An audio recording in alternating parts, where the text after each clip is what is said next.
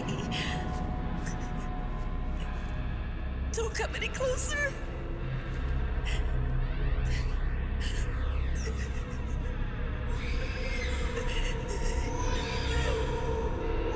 I'm sorry. I was so scared.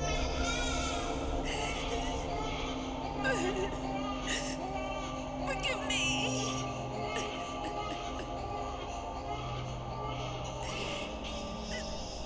I'm sorry.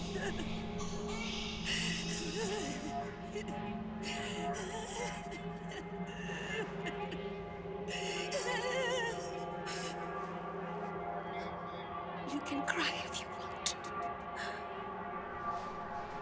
Cry if you need to.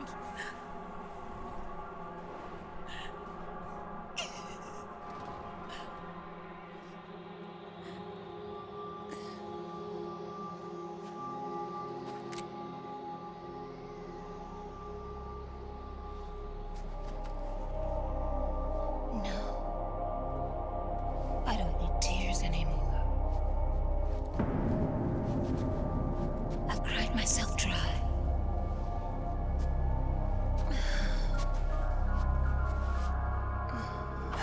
So cry as much as you like.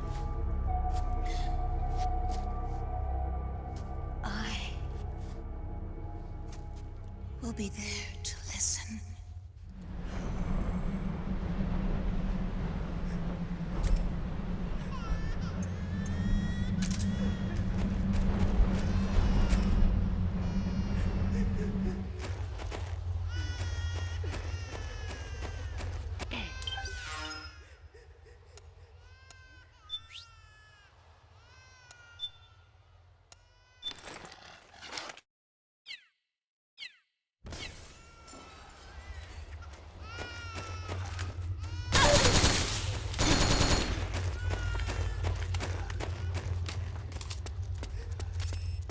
Forget it, Snake. It's locked.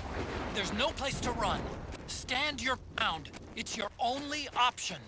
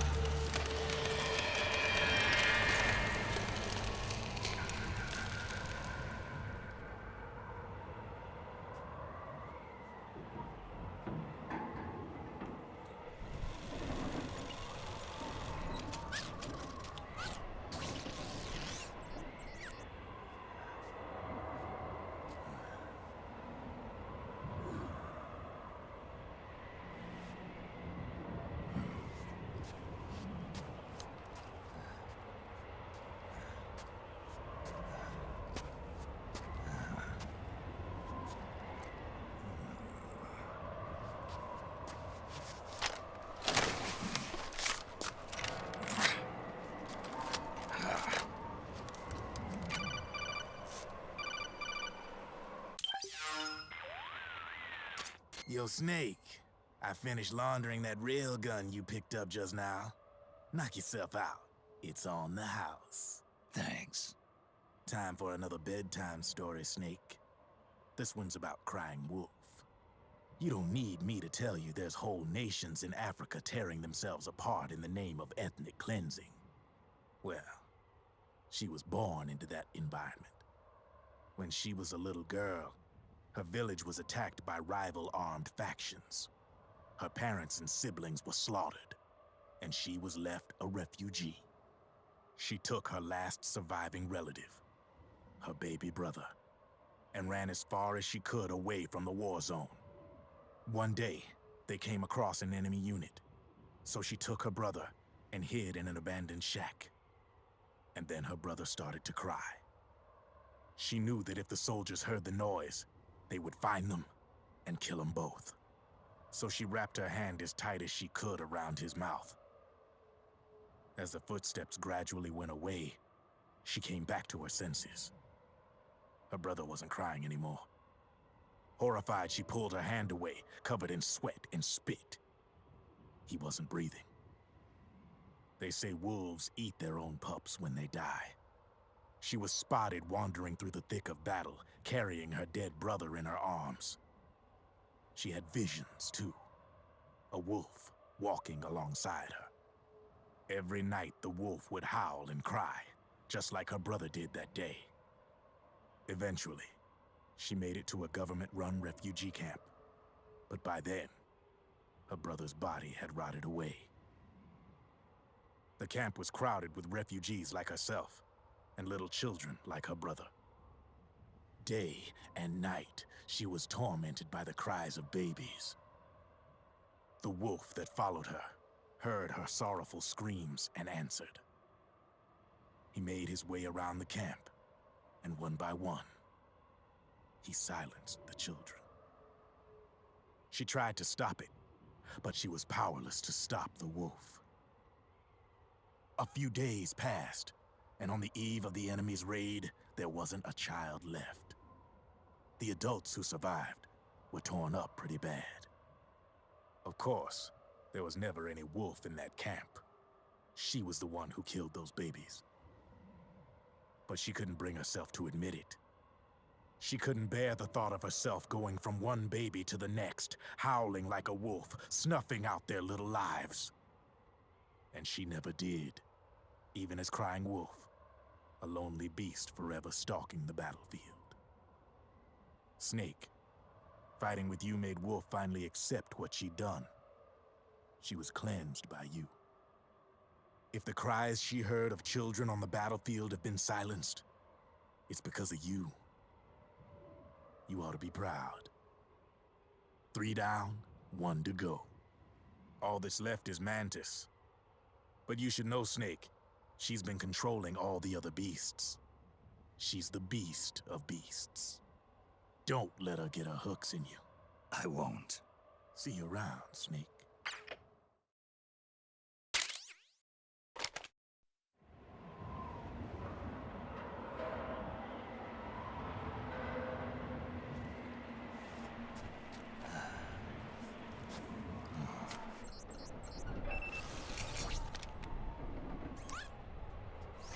Welcome home, Wolf.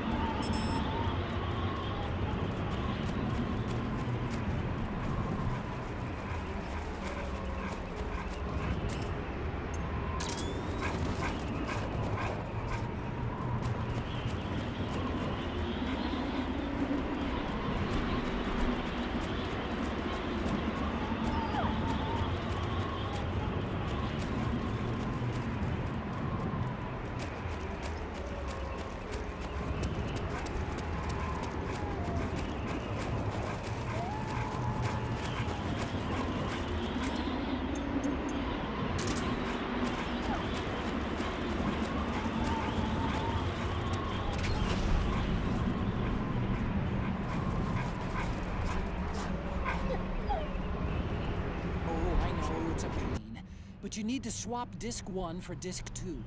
You see the disc labeled 2? No. Huh? Oh, wait! We're on PlayStation 3! It's a Blu-ray disc. Dual layered, too. No need to swap. Damn it, Otacon! Get a grip! Yeah, what an age we live in, huh, Snake? Wonder what they'll think of next.